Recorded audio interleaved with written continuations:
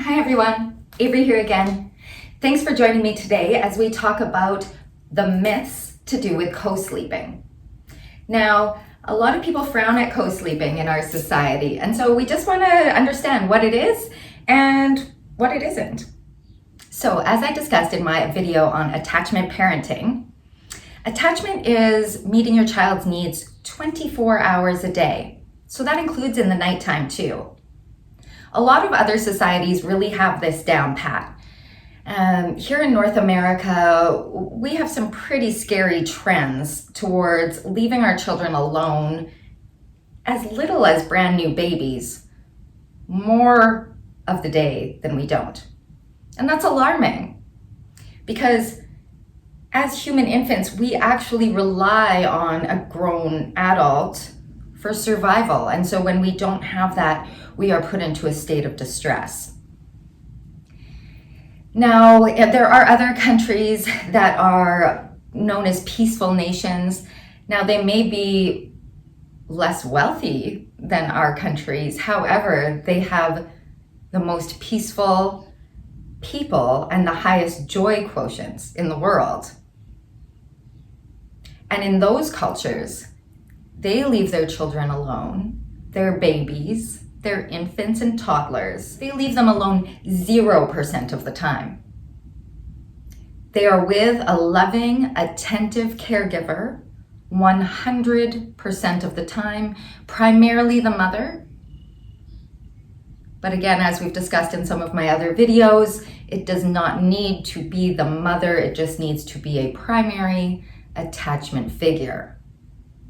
Here in North America, we leave our babies alone for up to 60% of the day. 60%. And that's a stat based on people reporting. So we can only guess what that may be if you were to break that out. Now this goes across all classes. It's not a class thing. It's not a race thing. It does seem to be a Western thing. So again, we know that babies require loving, attentive care in order to grow and develop and have healthy brain development and to become a secure human. So we want to ensure our kids have that. And part of that means nighttime attachment. So whether co-sleeping is right for you or not, what is it? What are some myths about it? Sleep issues are likely to occur in the first year home. This is especially true for our adopted kids, as they've experienced trauma and abandonment and separation anxiety, all of which are likely to come out at night.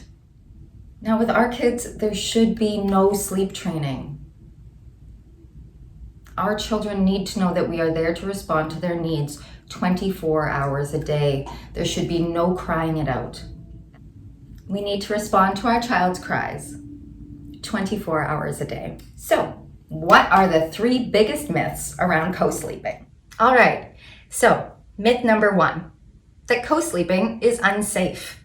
Now, regulatory bodies tend to lean on the side of extreme caution for this, especially when it comes to babies and infants. But safe co-sleeping is possible. Not only is it possible, but it is natural, normal, and it makes sense for our kids. Now, ways to ensure that it's safe: make sure there's no cracks or crevices that a child or infant could fall into.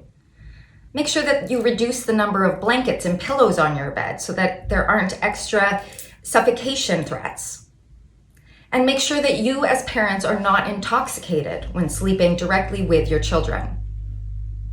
Now, safe co-sleeping can occur without being in the same bed as well. Some people set up mattresses on the floor to all be in the same room. Some set up a separate small bed for their child.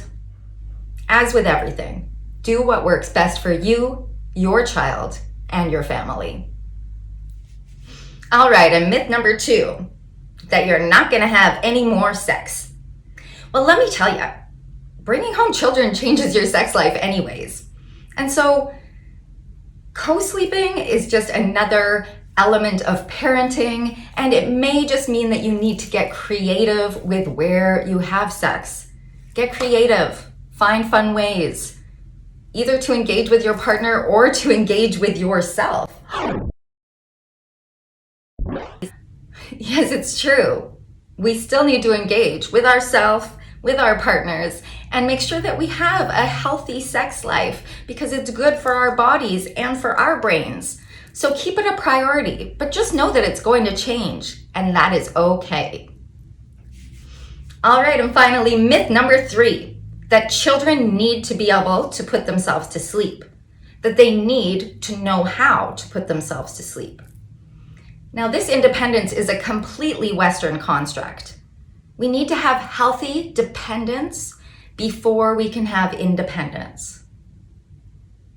We need to have healthy dependence before we can have independence.